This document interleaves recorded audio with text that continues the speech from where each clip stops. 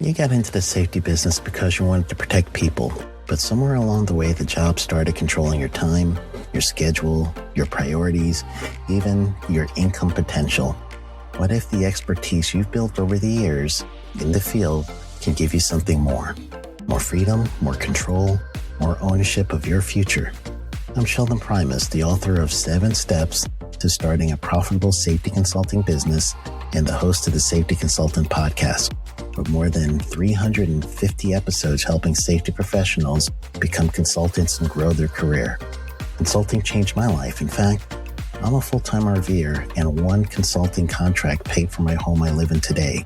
Now, I help safety professionals build their own consulting practice through bi-weekly coaching calls, accountability, and personal guidance. But this program isn't for everyone.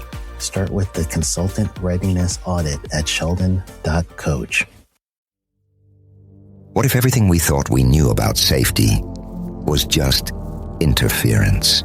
From the host of the Rated R Safety Show and the founder of Safety FM comes the complete signal transmission trilogy, now available in one powerful edition. Safety, in my opinion, the book that started the conversation. Safety Mutation, where the boundaries of culture, systems, and belief begin to break. And now, Safety Transmission, the final piece of the signal. For the first time, all 3 books are together in one volume. The Signal Transmission Trilogy, Complete Edition. This isn't just about compliance. It's about consciousness. It's about decoding the way we think, lead, and live, inside and outside the system. Whether you've been following the signal since the beginning or you're just now tuning in, this is the version to own. Search Signal Trilogy on Amazon or visit safetyfm.com to get your copy now.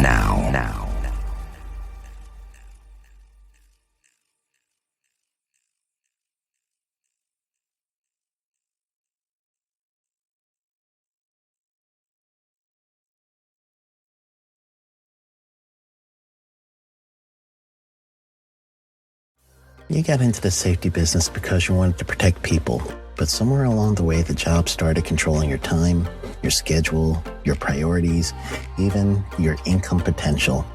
What if the expertise you've built over the years in the field can give you something more? More freedom, more control, more ownership of your future. I'm Sheldon Primus, the author of 7 Steps to Starting a Profitable Safety Consulting Business and the host of the Safety Consultant Podcast, with more than 350 episodes helping safety professionals become consultants and grow their career.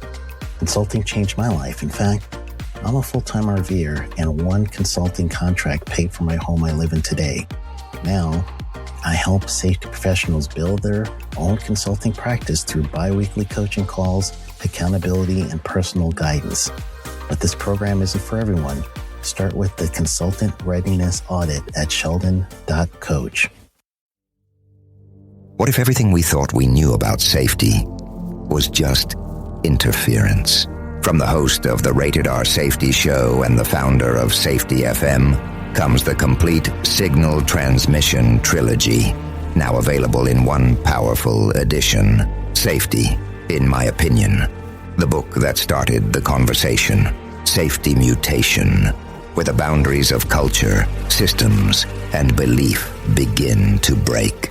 And now, Safety Transmission, the final piece of the signal. For the first time, all 3 books are together in one volume. The Signal Transmission Trilogy, Complete Edition. This isn't just about compliance. It's about consciousness. It's about decoding the way we think, lead, and live, inside and outside the system. Whether you've been following the signal since the beginning or you're just now tuning in, this is the version to own. Search Signal Trilogy on Amazon or visit safetyfm.com to get your copy now.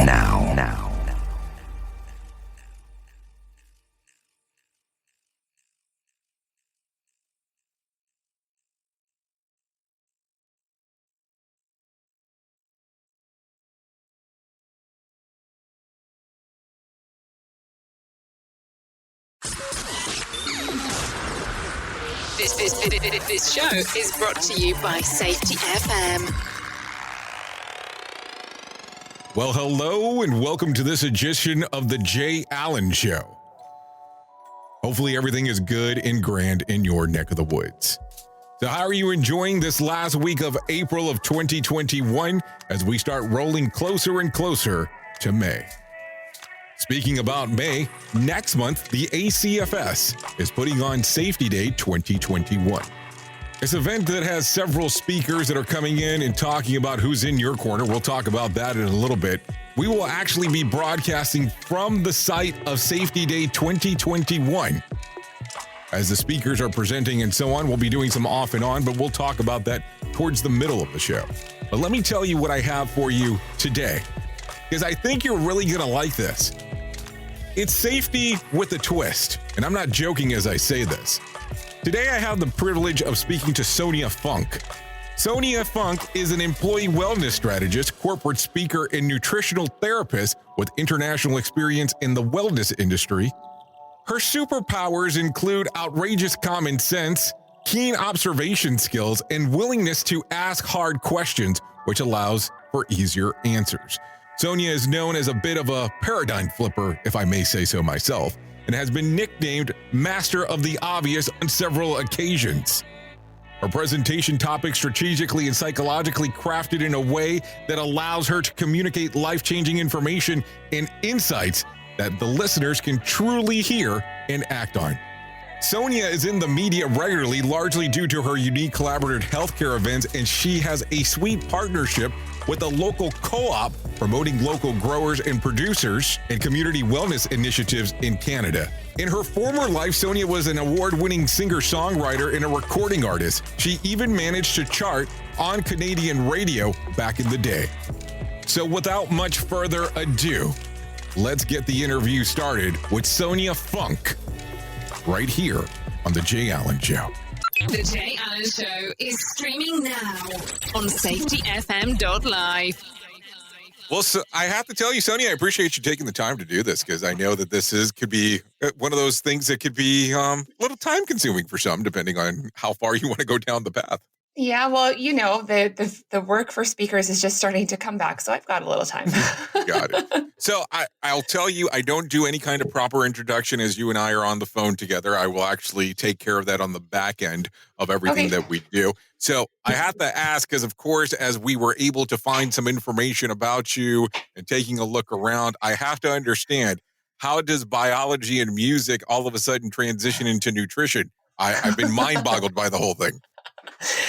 Well, I had a moment after high school where I went and saw the counselor at the university here, and I said, I want to do a double major in biology and music. And she looked at me probably the same way you're like, well, how does that even work? She's like, do you mean music and math? Because they go together. Biology and music don't. And I just like, oh, you know what? I'm going to do this anyway.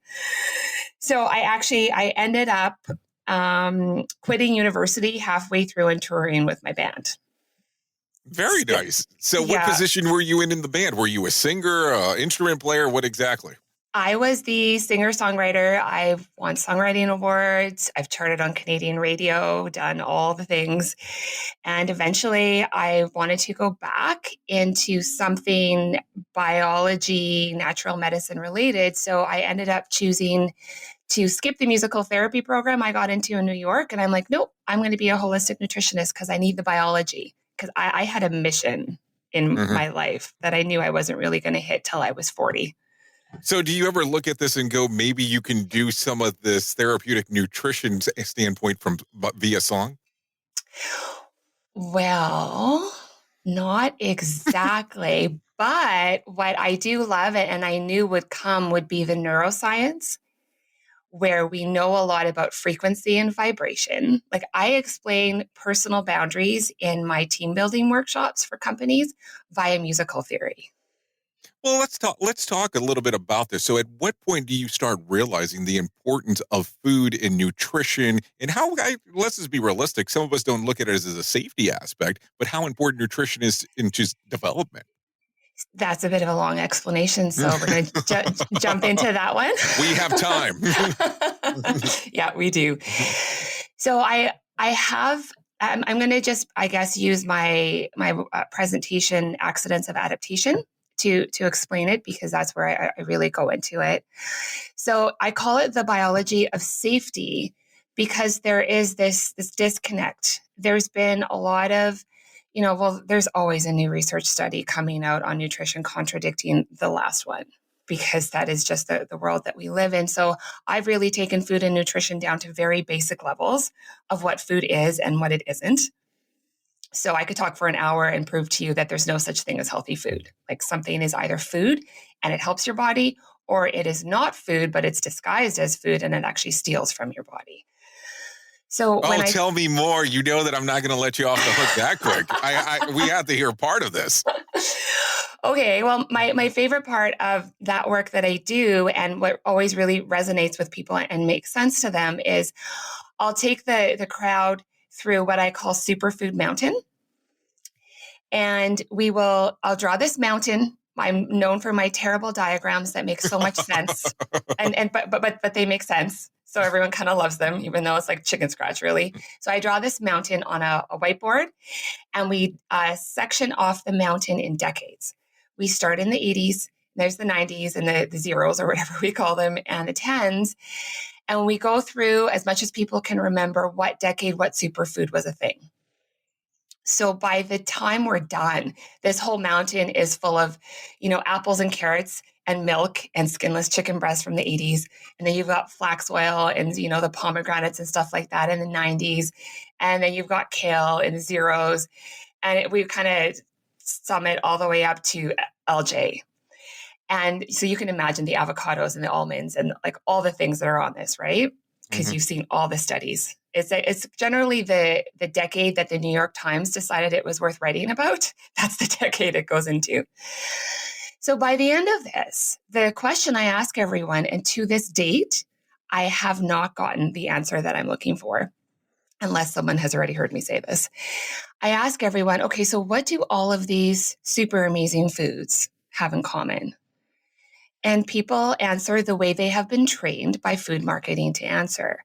They're high on omega-3s, they're high in antioxidants, like they say all of those things that we have been taught via nutritionism, which, started happening when we discovered vitamin C under a microscope. And we started thinking of food as the sum of its parts instead of just as food. So you might be able to sense where I'm going here now.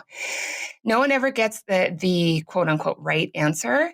And so I look at everyone and I'm like, no, everything up here is just food. Everything has had its 15 minutes. Can we just stop now? You must stir up some controversy among different groups by saying something along those lines. One would assume on my end.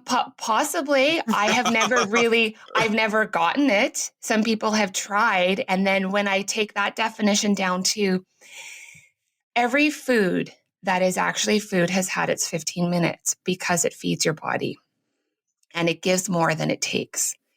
Everything that has been manufactured, stripped of things, re-put together, when you put it into your body, it takes away from your body. Your body has to replace the enzymes and the nutrients that food was supposed to come with, which are the batteries that your body needs to make that food work in the body.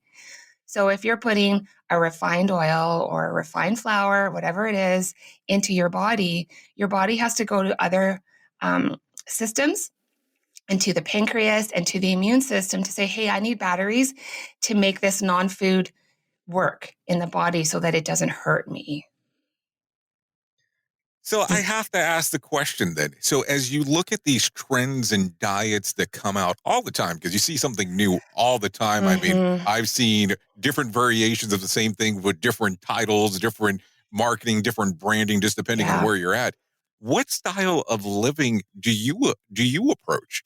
Because it is a style of living, because diets are normally a fad. You have to actually have a life-changing event to be able to proceed forward and saying, this is what my lifestyle is going to be. Because if you call it a diet, it's going to be, when is my cheat day? Well, I don't know a lot of good relationships that work out when you say, hey, honey, I'm going to go cheat on a day. I'll be right back. It just doesn't kind of go over too well.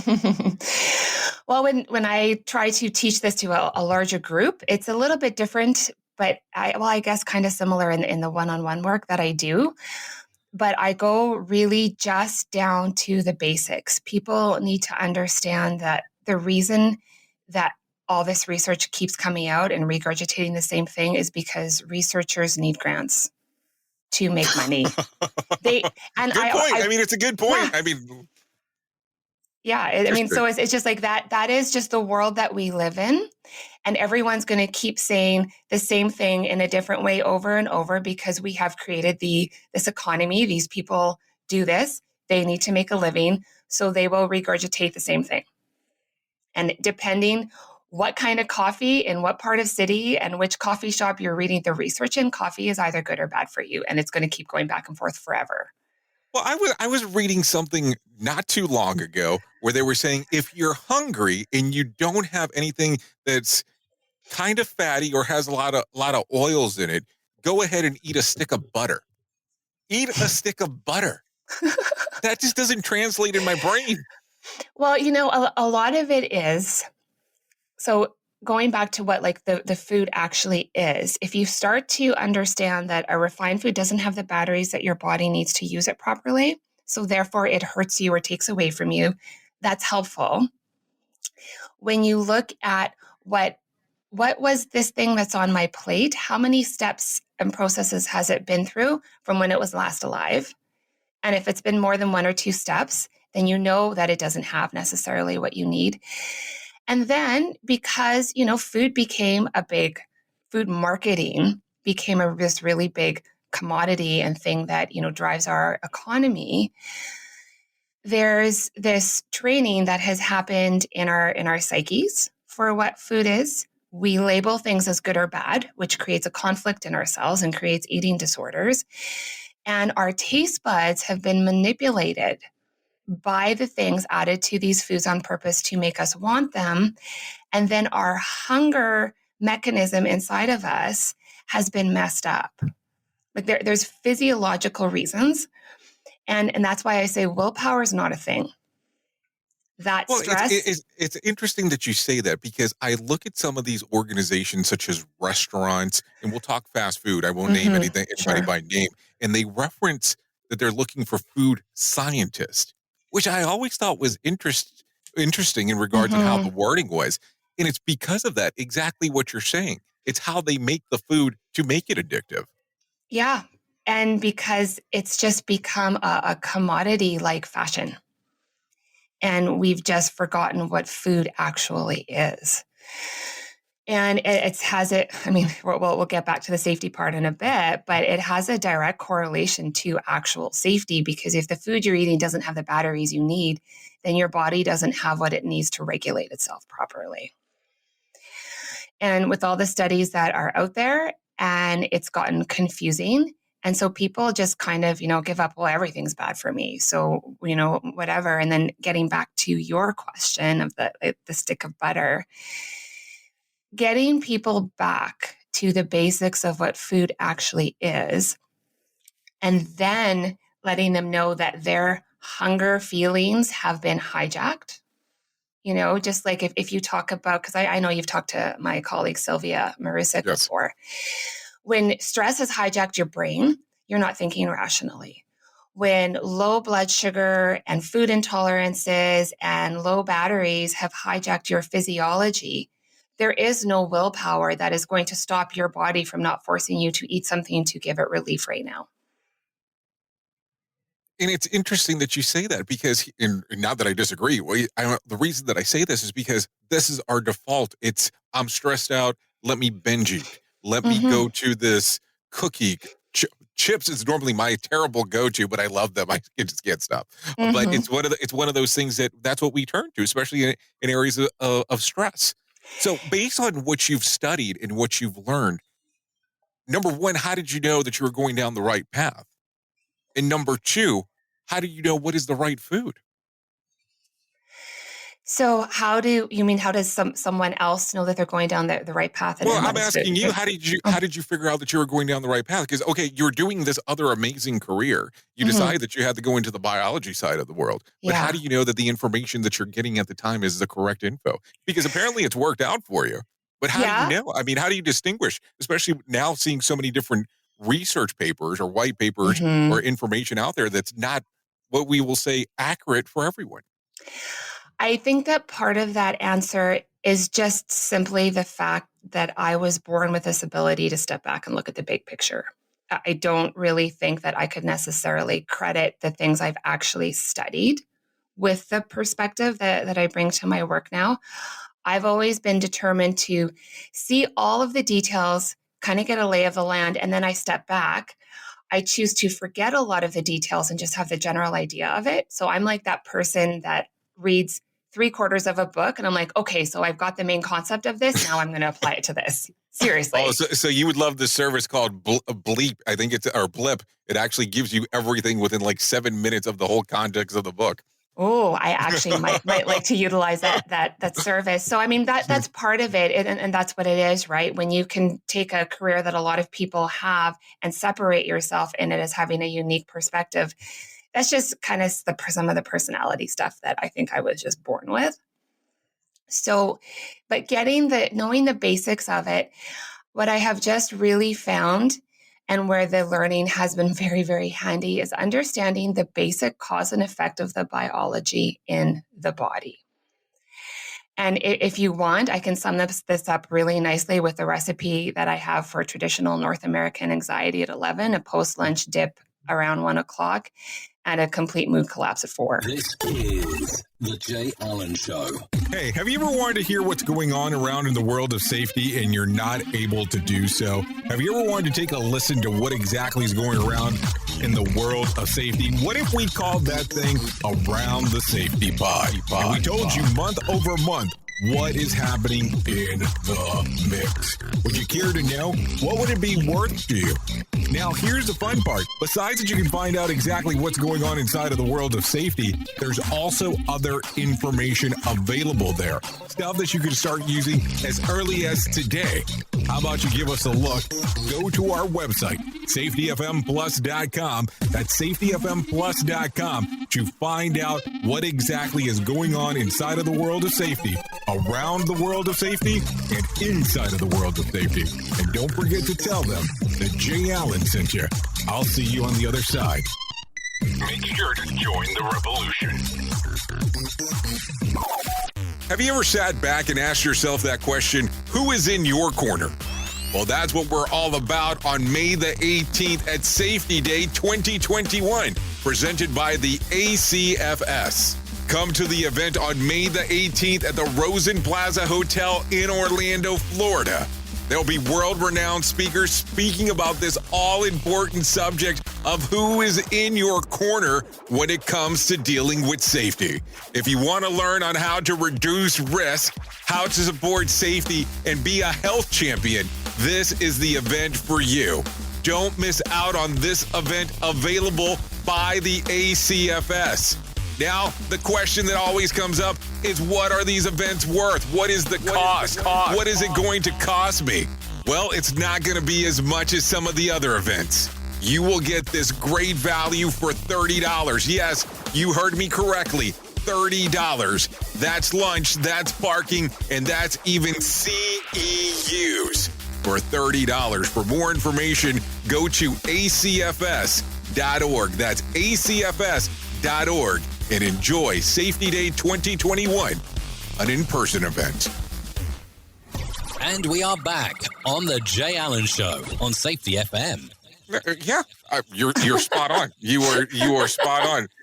Sounds just like it. Yeah. So this is the story that I bring into accidents of adaptation because, which I almost got to earlier, but it kind of slipped my mind, is when you talk about food and when you talk about being tired and you talk about accidents and mistakes that we made, because we have been marketed with willpower and all of these things that are fantasies and don't really exist, we are kind of stonewalled with guilt and shame, which then leads to apathy. So it's hard to hear the messages now. So if you can kind of slip under the radar of those triggers in people, tell them a story about themselves without making them feel like it's their fault, it changes the way they receive the information and how they process it and what they can do with it. So my mental health keynote, which we won't talk about today, but it's called It's Not Your Fault for a reason. These are the teasers. Are we trying to get them to the whole avocado? Is that what we're doing here? Well, I mean, sure. Of course we are. We can touch on it if we have time for sure. Please do. Because none of my topics are really separate. Okay. I've separated them into bite-sized things to understand, but it's really hard for a company to bring me in for just one thing because then they need the other things too, right? So the story goes like this of the day in the lives, and this is a rinse and repeat story. So we get up, we're tired. Maybe we had a glass or two of wine to, survive bedtime with the kids the night before if you're a parent. So it's 7 a.m. You throw back a cup or two of coffee. You're in a hurry. You get the kids to daycare. You get to work. You have another cup of coffee. Maybe you grabbed a sugary muffin at Starbucks or in the cafeteria, whatever it is. It's non-battery food. It's going to give you the thing to help you get to your desk and do something. 11 o'clock, suddenly you feel a little bit anxious. All it takes is one email that may or may not actually be someone that's upset, but because you're in a state of alarm because your blood sugar is tanking hard, you're lowering blood sugar. It creates a panic in your body that sets you up for an emotional panic if something triggers you.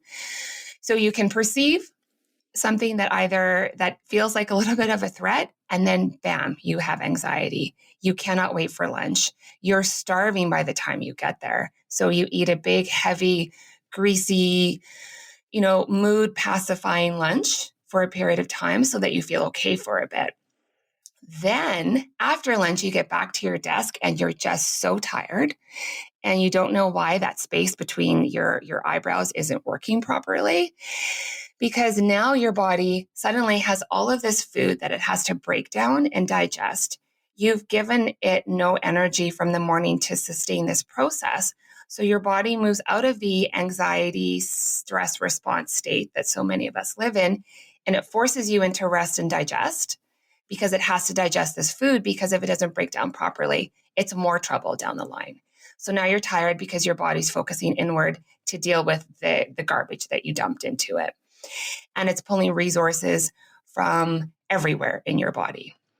And so your brain isn't as high of a priority.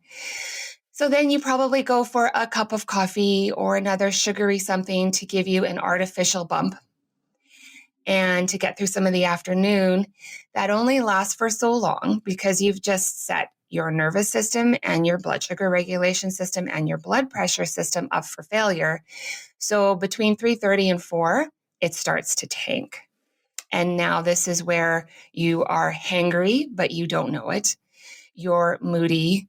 You're not sure how you're going to survive through the evening or get to dinner or whatever it is. Maybe you have another cup of coffee before you pick up the kids to survive. You get home. You do dinner, probably the best meal, quality meal that you're going to have that day. And then your body is just upset and your nervous system is upset and your mood is upset and nothing's working properly because now your microbiome is angry at you. So all the new research on the microbiome is like, if it's not happy and it's not getting the right information from the right food, because food is information to your microbiome, it's producing neurotransmitters that aren't helpful. It's sending messages up the gut-brain axis to your brain. This is where you might feel a little bit of hopelessness. You're not sure how you're going to survive. It's almost worse than it was at 4 o'clock, but you're home. So if you have a good home environment, that helps. If you don't have the best home environment, then it's worse. You throw back a glass of wine to cope with bedtime, rinse and repeat. My stress level has just went up. Well, I know. It's a triggering story because we all, if it's not us, if we have somehow managed to get out of that, negative feedback loop that our world has put us in, because it's no one's fault that they're there. Our life that we live has set us up for that. And if you haven't fully gotten out of it, it triggers a bit, but then I go through the story of how this happened and that it is not your fault. And then, of course, in the food stuff and the mental health stuff, these are the things you can actually do that aren't a massive overhaul. But really, this kind of stuff is going to come down to HR and health and safety in companies understanding these things and figuring out, how do we support our employees to understand these things without making them feel bad about themselves, because then you get nowhere. That's the question right there. How do you start that conversation? Because let's say, for instance, we're on a construction site, just using this as an example, and we have some of our people out there going to the go-to popular energy drink at the moment. And they're saying, this is what I need to be able to make it through my day. They run out, get a hamburger, whatever, French fries, and so on. Well, we know that this is not going to probably be the best quality stuff for them. So how do you initiate that first conversation without sounding or coming across as, hey, this is what you need to be eating because this is what the organization's telling you to do? Yeah, because that message does nothing, because people are too overwhelmed. Anything that feels like another thing they have to do is just going to make sure that they don't do it because they can't handle it. I did a little mini rant on this on a video on LinkedIn a little while ago, where I was just like, don't do another challenge. Like 2020 just happened. Like really? Stop. No more challenges. So my strategy, because really, like, going back to what we touched on before with the way that I grew up and the careers that I've had, because I also did a lot of stuff in the hospitality industry. Like, I was a shift leader at Earl's. I was an Earl's girl for a long time. I managed pubs in the beaches in Toronto when I lived there. So I've seen so many different aspects of business and different things of safety and the perspectives on it. You have to go in with a strategy. And if someone wants to bring me in for this, I'm going to say, okay, first I want to do this for your leaders. And then after I've done the presentation, I want the feedback from the leaders on what they're seeing so that I can tailor this to your demographics and your people and the cultures that are in your company. Does that make sense? Yes, that makes sense. So let me ask the strange question then. So normally when an organization reaches out to you, where are they reaching out to you from? Like, what are they looking at initially? Are they noticing that they're having issues with wellness inside of their organization? I know you spoke earlier about mental health as well. Or are they looking at it that aspect and they say, I need to call Sonia up and we need to have this conversation on how we can bring this into our organization? Well, previously it was just a company that was trying to get some wellness in, and I was kind of the nutrition wellness person to bring in. So that the coming in and doing a little bit of my, there's no such thing as healthy food, would generally open the door for the rest of my work.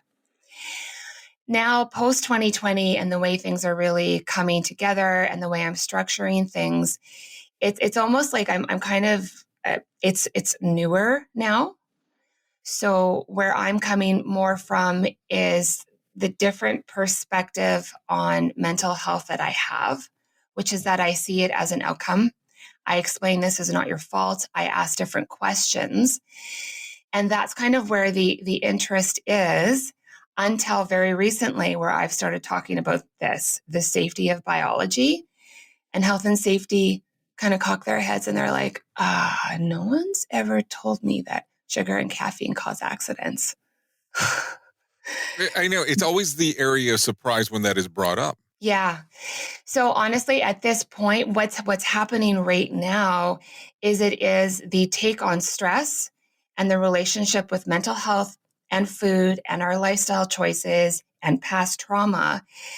It's almost like I can't really go in and do just one thing. So the best thing to usually do if they're bringing me in is, what topic resonates with the leadership right now that you need to know on? Let me do that for your leadership. I'll give you like a package deal to do the presentation that you need, for the bigger group as well, and see what the company's actual needs are. So that's more of a strategic way to approach it. It's very tailored, because no company needs exactly the same thing. Anyone knows right now is that everyone's been stressed too long. Those that are a little bit intuitive or have a little bit of wellness background, they see the train wreck that's coming, but they don't know all of the avenues that it's coming down. So they need someone to come in and explain all of these things to them. And then you'd be surprised on the stuff that resonates with them and the direction that they can actually give to me. It's a long answer for your question, but does that make sense? No, I love long answers, because sometimes I get answers that are just like, Yes. And it's like, okay, I guess it wasn't open-ended enough, but no, you're definitely covering some ground here. So as you look over the last year in particular, with everything changing in the way that Mhm. it has, and of course, a lot of us being in front of a desk, sitting down for a long period of time, what are you seeing that has been the trends with how people are adapting to their food environment or vice versa, or the food environment adapting to them? What are you Right. seeing in things that need to be changing quickly? I think the first place to go with this, and of course, this is my strategy mind kicking in, is obviously we have not been eating that great because in the collective stress response that we've been in, even if, some of the pandemic kind of worked out a little bit better for some of us and not so great for others of us, there was still this state of alarm that we were all in that we have just adapted to because there's a global crisis. So to go in and say you got to change your food now isn't going to work. To go in and say you've got to do this for your mental health isn't going to work.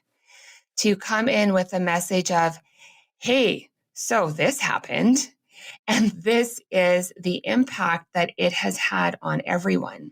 This is the impact it has had in our homes, that it's done to our bodies. If we don't figure out a way to intervene on a collective scale, this is the collapse that's coming in our physiologies, which then will take the blanket out from underneath our mental capabilities in approximately 12 to 18 months after the crisis ends, so to speak.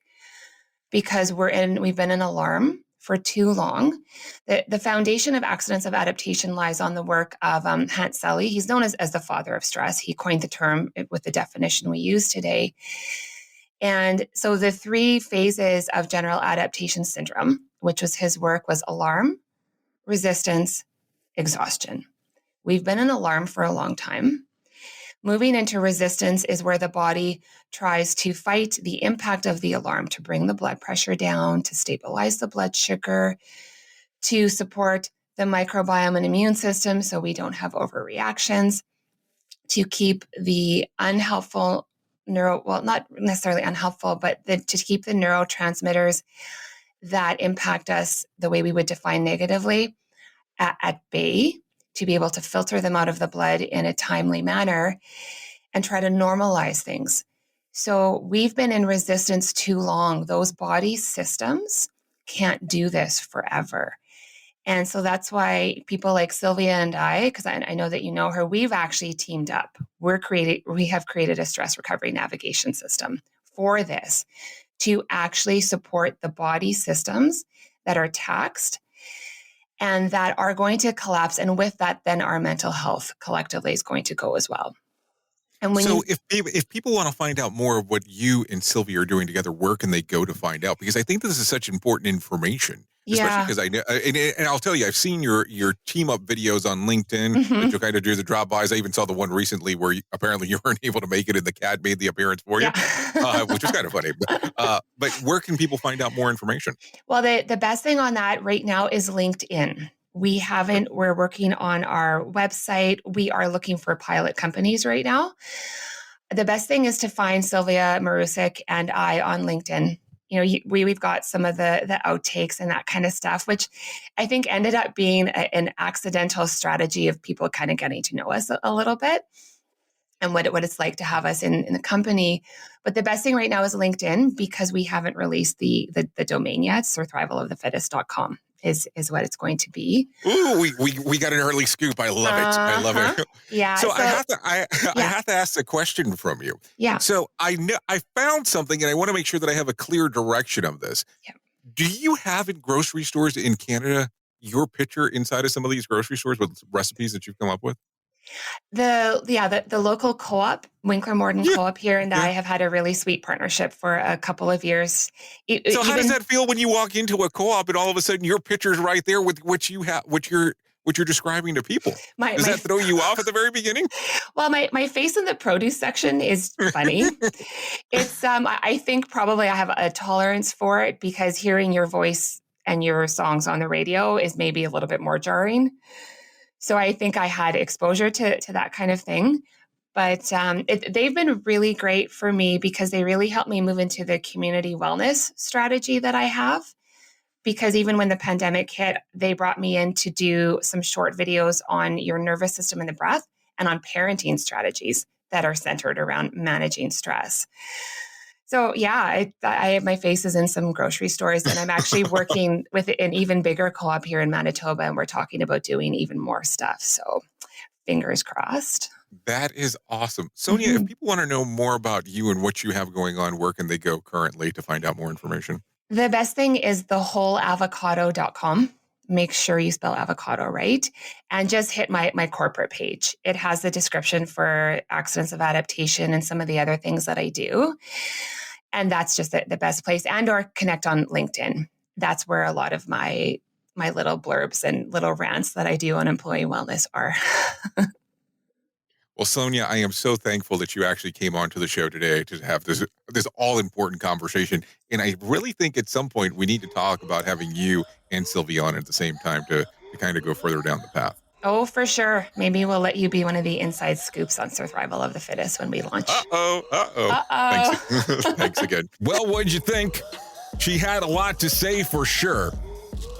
So if you want to find out more information about Sonia Funk, go to thewholeavocado.com. No, that's not a joke. It's thewholeavocado.com, where she can give you some more information on what's going on in her world. Anyways, I hope you enjoyed the conversation with Sonia as much as I did. Don't worry, we'll be back with another episode of The Jay Allen Show before too long. Goodbye for now.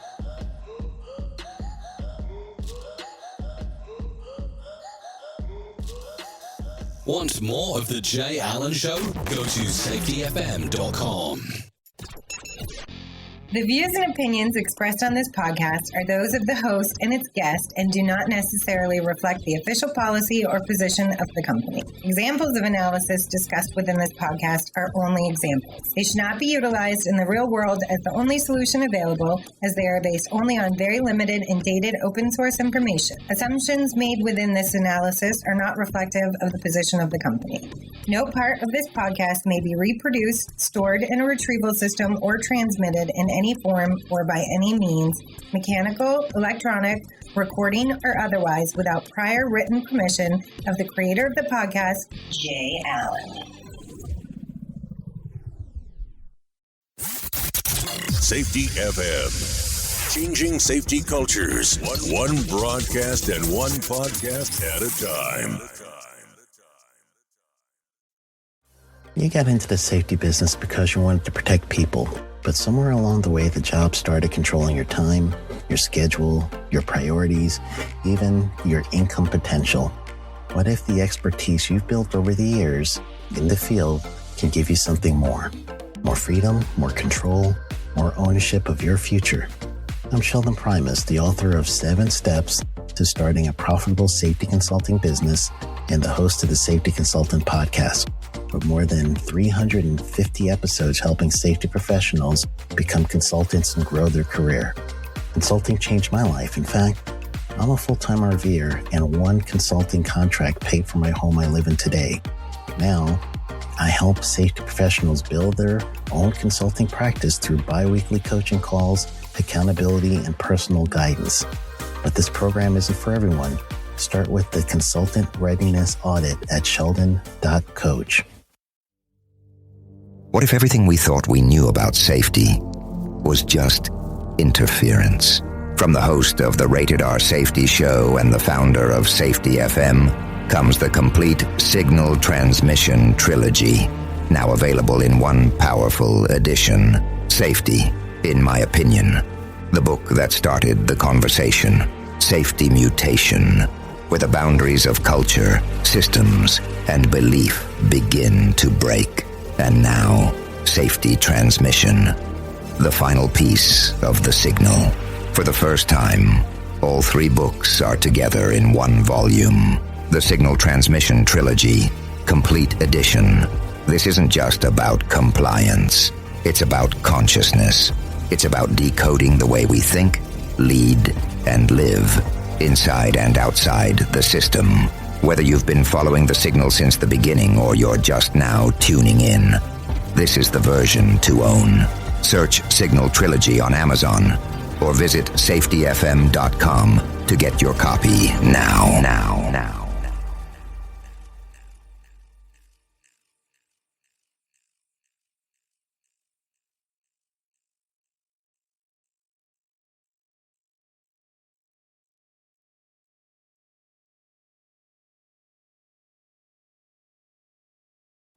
You got into the safety business because you wanted to protect people, but somewhere along the way, the job started controlling your time, your schedule, your priorities, even your income potential. What if the expertise you've built over the years in the field can give you something more? More freedom, more control, more ownership of your future. I'm Sheldon Primus, the author of 7 Steps to Starting a Profitable Safety Consulting Business and the host of the Safety Consultant Podcast, with more than 350 episodes helping safety professionals become consultants and grow their career. Consulting changed my life. In fact, I'm a full-time RVer, and one consulting contract paid for my home I live in today. Now, I help safety professionals build their own consulting practice through bi-weekly coaching calls, accountability, and personal guidance. But this program isn't for everyone. Start with the Consultant Readiness Audit at sheldon.coach. What if everything we thought we knew about safety was just interference? From the host of the Rated R Safety Show and the founder of Safety FM comes the complete Signal Transmission Trilogy, now available in one powerful edition. Safety, in my opinion, the book that started the conversation. Safety Mutation, where the boundaries of culture, systems, and belief begin to break. And now, Safety Transmission, the final piece of the signal. For the first time, all 3 books are together in one volume. The Signal Transmission Trilogy, Complete Edition. This isn't just about compliance. It's about consciousness. It's about decoding the way we think, lead, and live, inside and outside the system. Whether you've been following the signal since the beginning or you're just now tuning in, this is the version to own. Search Signal Trilogy on Amazon or visit safetyfm.com to get your copy now.